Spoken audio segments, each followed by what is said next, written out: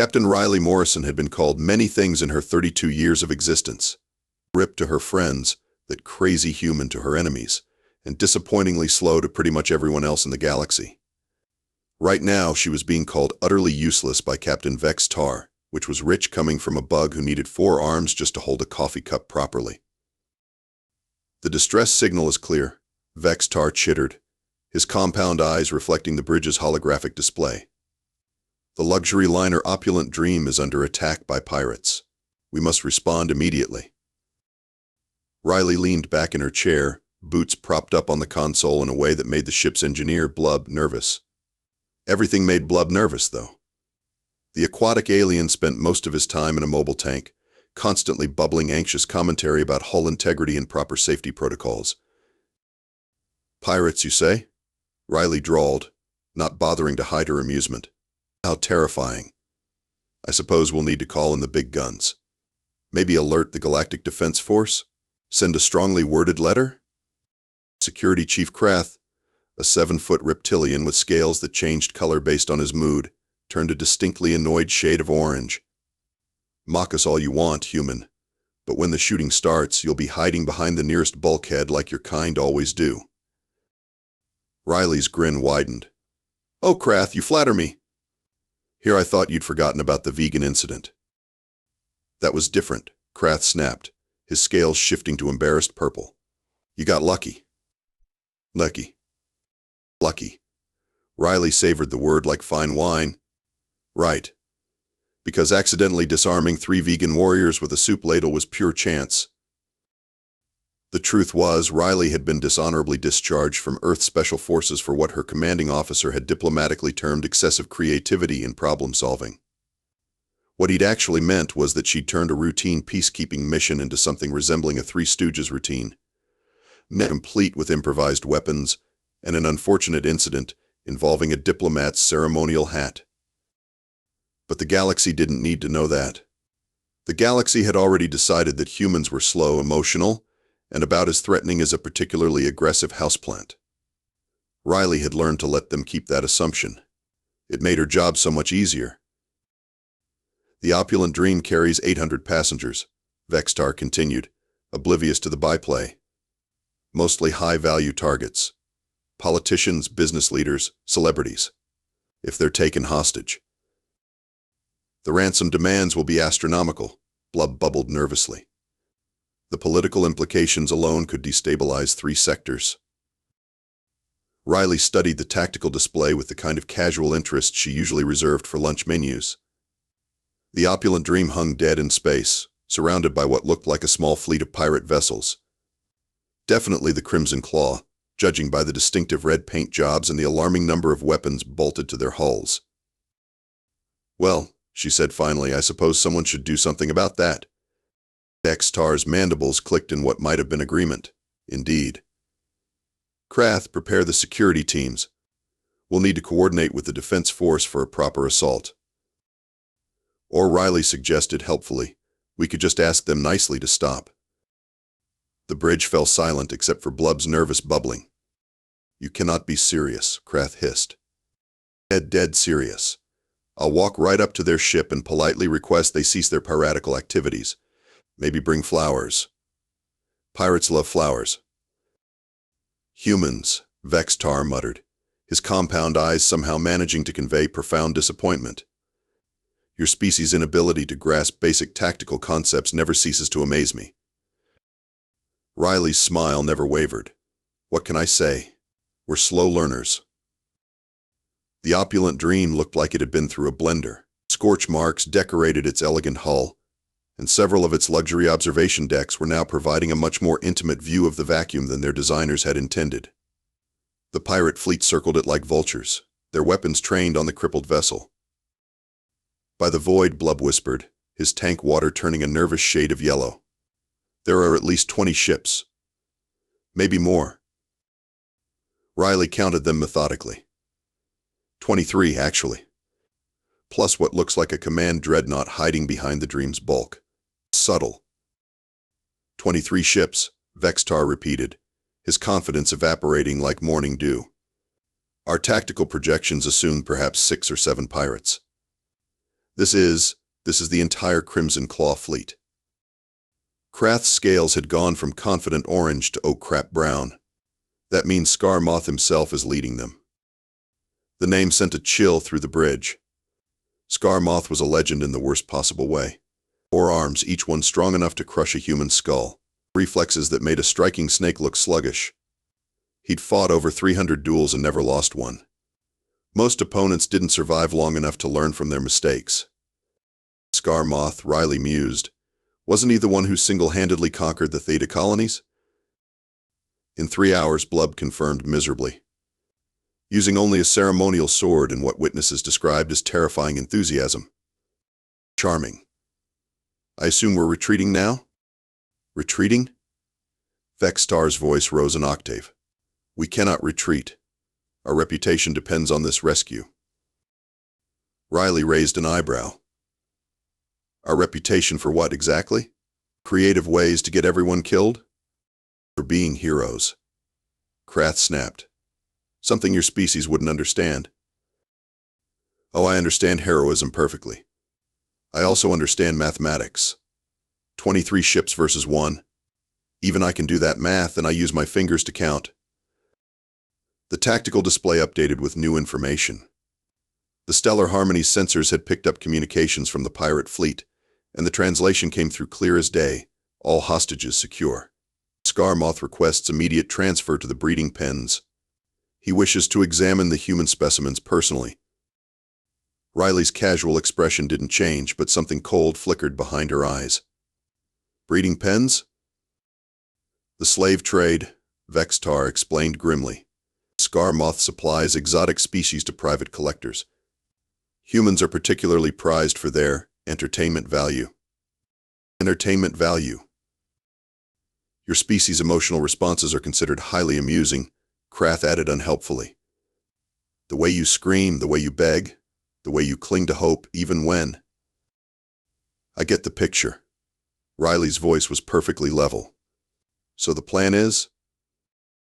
We need to coordinate with the Defense Force, Vextar decided. A proper military response will take time to organize, but... How much time? 6 hours. Maybe 8. Riley nodded slowly. And how long do you think those hostages have? The bridge fell silent. Right, Riley said, standing up and stretching. I suppose I'll have to handle this myself. The laughter started with Krath and spread to the others. Even Blub managed a few nervous chuckles. You? Vextar gasped between clicks. Handle Scar Moth and his entire fleet? The human thinks she's an action hero, Krath wheezed. This is priceless. I'm sure you'll be very brave, Blub added kindly. Right up until the moment you have to actually fight someone. Riley's grin was sharp enough to cut glass. Oh, boys. You really don't know me at all, do you? 30 minutes later, Riley was drifting through space, in a maintenance pod, listening to her crewmates provide what they generously called tactical support. Rip, are you sure about this? Blub's voice crackled through the comm. Perhaps we should wait for backup.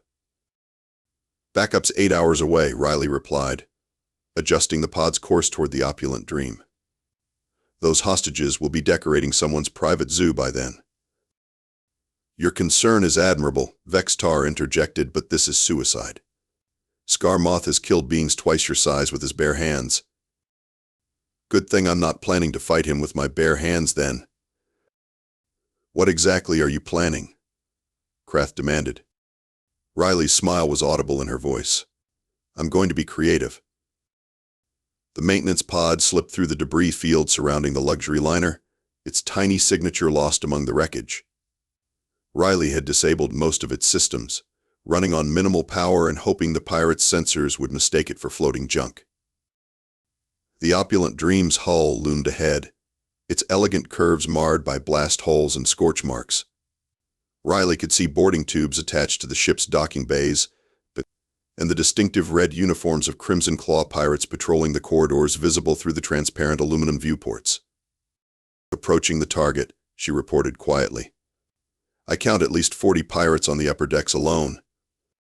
40? Blub's voice went up 3 octaves. Riley, please reconsider. This is madness. Madness. Riley guided the pod toward a maintenance hatch on the ship's lower hull. This is Thursday. The hatch opened with a soft hiss, and Riley slipped inside. The maintenance tunnels were cramped, dark, and filled with the kind of mechanical humming that made her feel right at home. She'd spent enough time in similar spaces during her military days to navigate by touch alone. The voices reached her long before she saw the cargo bay, hundreds of them, frightened and desperate. The hostages were packed into the ship's main hold like cattle, guarded by a dozen pirates who looked bored out of their minds. Riley found a ventilation grate that gave her a clear view of the situation. 800 passengers sat in neat rows, zip-tied and silent. The pirates were armed with standard pulse rifles, but they were relaxed, overconfident. They'd clearly never dealt with a real threat before. Status report. Vextar's voice whispered in her earpiece. 200 hostages in the main cargo bay, Riley reported. 12 guards, standard armament. They look like they're expecting exactly 0 resistance. Because they are. Krath pointed out. Who's going to resist? You? Riley's hand found the maintenance toolkit on her belt. Sonic wrench, plasma cutter, gravity inducer, and a few other toys that most people wouldn't think to weaponize. Most people lacked imagination. I'm going to move closer, she whispered. Try to get a better count on the pirate fleet. What she actually did was begin crawling through the ventilation system toward the bridge, listening to the pirates' casual conversation about their plans. Scarmoth wanted the prime specimens transferred to his personal ship within the hour. The rest would be sold to the highest bidder at the next slave auction.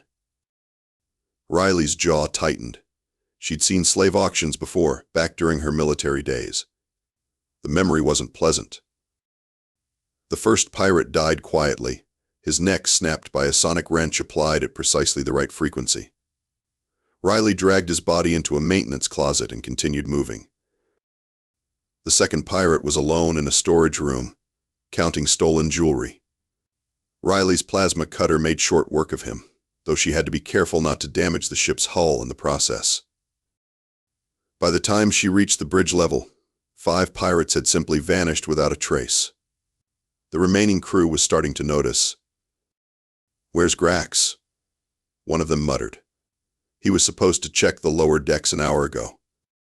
"Probably drunk again," another replied. "You know how he gets after a raid." Riley smiled in the darkness. Let them think their friends were drunk. It would buy her more time. The bridge was directly ahead, and through the partially open door, she could see him. Scarmoth stood 7 feet tall, his forearms moving in complex patterns as he coordinated his fleet. His scarred hide was covered in trophies from previous victories, and his eyes held the cold intelligence of a born predator. "Prepare the breeding cages," he was saying to one of his lieutenants. "I want the humans conscious when we begin the conditioning process. Fear improves the flavor." Riley's hand tightened on her plasma cutter, time to introduce herself. Riley stepped onto the bridge like she owned it, plasma cutter held casually at her side. The pirates turned to stare at her, confusion written across their faces. A human. Alone. Smiling. "Hi there," she said cheerfully. "I'm here about the hostages. I'd like them back, please." Scarmoth's forearms stopped moving. His predatory gaze fixed on her with the intensity of a laser sight. A human. How delightfully unexpected. "I do try to keep things interesting." Riley's smile never wavered. "So about those hostages. I'm prepared to make you a very reasonable offer." "Are you indeed?" Scarmoth's voice was like gravel in a blender. "And what could a single human possibly offer that would interest me?" "Your life." "Knife?" The bridge erupted in laughter. Even Scarmoth's mandibles clicked in amusement. "My life?" he repeated. "Child, I have fought over 300 duels. I have conquered star systems. I have broken the spirits of beings your species considers gods. What makes you think you could threaten me?" Riley tilted her head, studying him like a particularly interesting specimen. You're right. I couldn't threaten you. Humans are slow, after all. Emotional, primitive. We lack the killer instinct. Precisely. Scarmoth's tone was almost pitying. Your species is soft, weak. You hesitate when action is required. You show mercy when cruelty would serve you better. You are everything a predator is not. You're absolutely right, Riley agreed. We don't have killer instinct. We have something much worse. And what is that? Riley's smile turned razor-sharp. We have imagination. The explosion that rocked the ship was perfectly timed. Not enough to cause serious damage, but sufficient to make everyone on the bridge stumble. In the confusion, Riley's plasma cutter found 3 targets before anyone could react. What was that? Scarmoth snarled, his forearms reaching for weapons. Oh, that? Riley stepped over a body, still smiling. That was my calling card. You see, while you were all focused on me, I was planting little surprises throughout your fleet. Maintenance hatches are wonderful things. So many critical systems running through them. Another explosion, this one from the direction of the engine room. The lights flickered. You're lying, Scarmoth hissed. You couldn't have. Couldn't have what?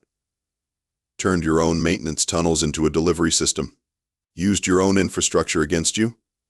Applied basic human creativity to an alien problem? Riley's laugh was genuinely amused. Oh, Scarmoth. You really don't understand my species at all. The pirate lord's eyes narrowed. Even if you have damaged my ships, you are still here. Still alone. Still human. True. But here's the thing about humans.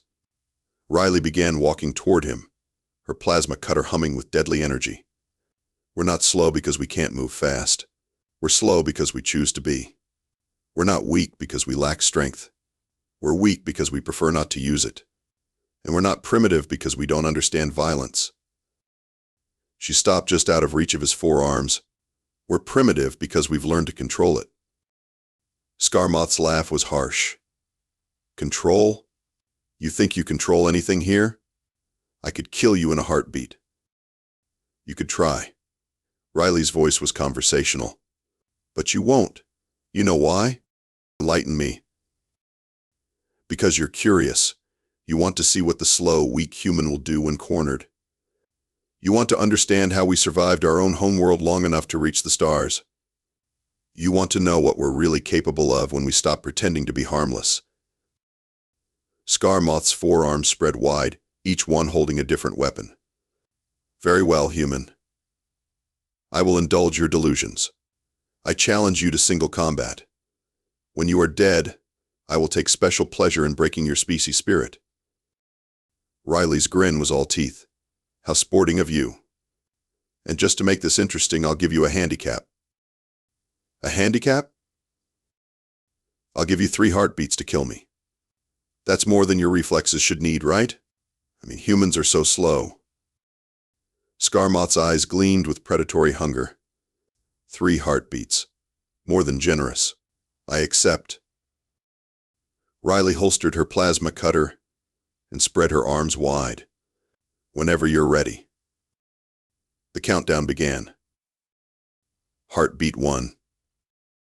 Riley stumbled backward, her eyes wide with sudden panic. Wait, I changed my mind. This was a mistake. Scarmoth's forearms moved like striking serpents, each weapon tracking her movement. The human was exactly as he'd expected, slow, clumsy, emotional. She tripped over her own feet, falling to the deck in a tangle of limbs. Predictable, he hissed, savoring the moment. 2 heartbeats remaining. Heartbeat 2. Riley scrambled across the deck on her hands and knees, desperately trying to reach her dropped plasma cutter. Please. I'm sorry. I didn't mean it. I was just trying to be brave. Tears streamed down her face. Her hands shook as she fumbled for the weapon. So typical of her species, all bravado until the moment of truth, then nothing but pathetic pleading. Scarmoth took his time, enjoying her terror. 1 heartbeat left. Heartbeat 3. Riley's hand found the plasma cutter's grip. Her fingers, no longer shaking, wrapped around it with professional precision. The tears vanished from her eyes, replaced by something cold and calculating. "Got you," she whispered. The plasma beam took off Scarmoth's left arm at the shoulder. Before he could react, Riley was moving, not with human clumsiness, but with the fluid grace of a predator who had finally stopped pretending to be prey. The second shot removed his right arm. The third shattered his primary weapon. The fourth and fifth eliminated his remaining limbs before he could even process what was happening. Scarmoth crashed to the deck, his forearms scattered around him like broken toys. Riley stood over him, the plasma cutter's barrel still glowing with residual heat. "You were right about one thing," she said conversationally. "Humans are slow, but only when we want to be." Scarmoth's eyes were wide with shock and something that might have been respect, or impossible. "You moved like a human who's stopped holding back?" Riley knelt beside him, her voice gentle. "Here's the thing about my species, Scarmoth. We don't lack killer instinct. We just prefer not to use it. We've learned to be slow, to be careful, to think before we act. Do you know why?" He tried to speak, but only managed a wet gurgle. "Because when we don't hold back, when we stop being careful, when we let our true nature show," Riley's smile was terrifying in its sincerity, "we become something that makes the rest of the galaxy very, very nervous." She stood up, activating the ship's intercom system. Her voice echoed through every corridor, every cargo bay, every weapons platform. "Attention, Crimson Claw Fleet. This is Captain Riley Morrison. Your leader is dead. Your flagship is about to experience a series of catastrophic system failures. You have exactly 5 minutes to release all hostages and surrender. Or I'm going to demonstrate why humans are the only species stupid enough to survive their own homeworld." The response was immediate. Weapons fire erupted from every direction as the pirate fleet opened fire on their own flagship. Riley ducked behind the bridge's blast shields, laughing. "Did I mention the explosives were a bluff?" she called out cheerfully. "I mean, some of them were real, but most of the damage was just creative sabotage. You'd be amazed what you can do with a sonic wrench and a basic understanding of alien psychology." The weapons fire stopped. The pirates had realized they were shooting at their own ship with their own people aboard. 5 minutes, Riley repeated. "Choose wisely." The surrender came in 4. Riley was zip-tying the last of the pirates when her crewmates finally worked up the courage to board. Vextar's compound eyes took in the scene: 800 freed hostages, dozens of unconscious pirates, and one human sitting casually on a pile of confiscated weapons. "By the void," he whispered. "What happened here?" "Thursday," Riley replied, tossing him a pirate's pulse rifle. "You might want to help with the cleanup. These guys are surprisingly heavy when they're unconscious." Krath stumbled onto the bridge, his scales cycling through colors faster than a disco ball. "Scarmoth is that really?" "Dead?" "Yeah, turns out he wasn't as fast as advertised." Riley stretched, working out the kinks in her shoulders. Though to be fair, he was expecting to fight a human. Poor guy never stood a chance. "You killed Scarmoth." Blub's voice was barely a whisper. "You killed the most dangerous pirate in the galaxy." "I killed a bully who made a living hurting innocent people." Riley's voice was matter-of-fact. It needed doing. "But how?" Vextar's mandibles clicked frantically. "How did you move so fast? How did you think so quickly? How did you turn an impossible situation into a victory?" Riley looked at them, really looked at them, and for the first time they saw something in her eyes that made them step back. Not cruelty, not madness, but a kind of controlled intensity that spoke of depths they'd never imagined. "You think humans are slow because you've only seen us when we're trying not to hurt anyone," she said quietly. "You think we're weak because we choose to be gentle. You think we're primitive because we prefer to solve problems with words instead of weapons." She stood up, and somehow the movement seemed more predatory than anything Scar Moth had ever done. But here's what you don't understand about my species. We didn't evolve on a peaceful world. We didn't develop intelligence in a safe environment. We crawled out of the primordial ooze on a planet that was actively trying to kill us every single day. Riley began walking toward the exit, her voice carrying clearly through the bridge. We survived ice ages, plagues, natural disasters, and our own stupidity.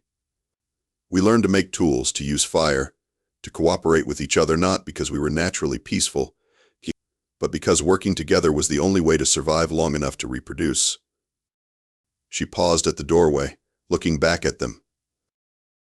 And somewhere along the way, we realized that the same abilities that let us survive on Earth, our creativity, our adaptability, our absolute refusal to give up, made us very, very dangerous to everyone else. Vextar's voice was barely a whisper. So you learned to hold back. We learned to be civilized, Riley corrected. We learned to be slow, to be careful, to think before we act. Not because we're weak, but because when we don't, she gestured toward Scar Moth's body. Well, you've seen what happens. She started walking again, then stopped one more time. Oh, and boys, next time someone tells you that humans are harmless, you might want to remember that we're the only species in the galaxy that had to invent the concept of war crimes. Think about why that might be necessary. With that, she was gone, leaving 3 very thoughtful aliens standing in the wreckage of everything they thought they knew about humanity. Later, as the Stellar Harmony headed back to port with its cargo of rescued hostages and captured pirates, Vextar found himself staring at the reports flooding in from across the galaxy. The story was already spreading, how a single human had eliminated the most feared pirate in known space, how she'd turned his own fleet against him, how she'd made it look easy. Captain Blub bubbled nervously. Perhaps we should reconsider our assessment of human capabilities. Perhaps, Vextar agreed, watching Riley through the bridge viewports as she helped the former hostages. She was smiling, laughing, being perfectly normal. But now he could see the predator beneath the surface, carefully controlled but always present. You know what the truly terrifying part is? Krath said suddenly. What? Meh. She was holding back. Even with Scar Moth, even when she was fighting for her life, she was still holding back. That wasn't a human at full capacity. That was a human who was still trying to be civilized. The 3 aliens stood in silence, contemplating the implications. Finally, Vextar spoke. Perhaps we should update our species classification files. What should we change humans from? Blub asked. Vextar watched Riley help an elderly hostage to the medical bay, her touch gentle and her voice kind. From harmless to harmless by choice. And the threat assessment? Do not provoke. In the distance, Riley felt their stares and looked up, flashing them a cheerful wave. They waved back, and she returned to her work, humming softly to herself. Just another Thursday in the galaxy. Just another reminder that the universe's most dangerous predators were the ones who'd learned to pretend they weren't.